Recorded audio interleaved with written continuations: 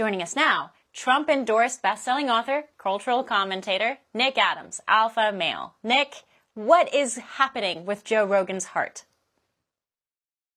Chanel, great to be with you. Look, I'm really happy that Joe Rogan has seen the light. I can't wait for this interview between President Trump and Joe Rogan. I think it's going to be one for the ages. Despite Joe Rogan's previous positions, it's fair to say that he is the Babe Ruth of podcasts. And Donald Trump, of course, is the greatest of all time when it comes to presidents. So to see these two come together just 12 days from an election is really going to be a thing to behold. I expect there to be a vigorous discussion.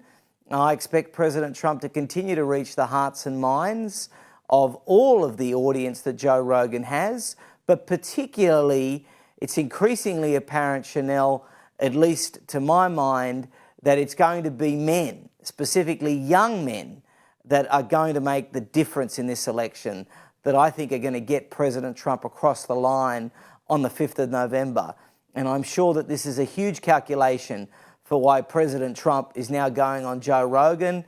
If I was President Trump, perhaps I might not be as responsive to Joe Rogan's request to have me on the podcast, particularly in light of how he has treated me previously. But of course, President Trump has a huge heart the size of Jupiter, Chanel, and we're seeing that.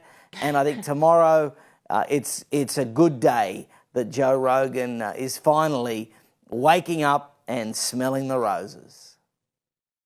Oh, I agree. And, you know, Trump has this way of winning people over eventually. And Joe Rogan is a perfect example of that. And I think, to your point about his audience, he has something like 14 million listeners on Spotify.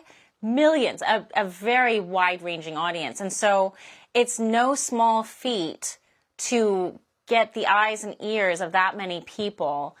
And you make an also very interesting point about young men. That's a category that has largely been ignored really by both sides of the political aisle. For some reason, young men have been ignored by the political elite. Why is that?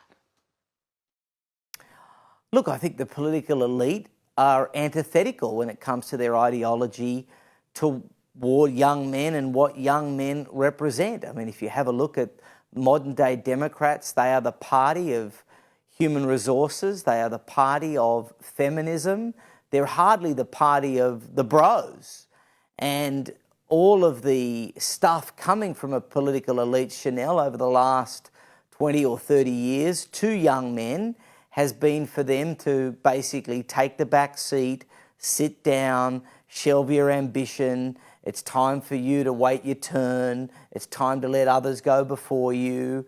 And I think that young men are really drawn to President Trump. They're drawn to being able to chase their dreams. They're drawn to being ambitious. When a young man in America today looks at Doug Emhoff, he doesn't want to be Doug Emhoff.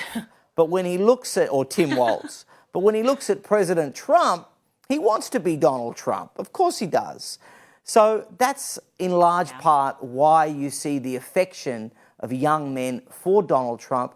And you're right, it's been so largely ignored, Chanel, yet now almost every major newspaper, every network in the country is talking about how this demographic could well end up making the difference in the election. What a backfire for Team Kamala. I mean, she's already on a bad footing with men in general. But I know that Joe Rogan, he said online that he did extend the invitation to Kamala Harris. And at this point, it looks like Kamala has rejected the invitation. We're not sure what's going to happen there. For all our viewers asking where One America News is heading in the future, we would like to introduce you to OAN Live. OAN Live is the best way to stay up to date on all of the hard-hitting, straight-shooting, national and international headlines. And the best part is, OAN Live is only $4.99 per month. All the credible, honest, unbiased reporting One America News offers at a fraction of the cost of cable. Just go to OANN.com to easily sign up for OAN Live and stay informed.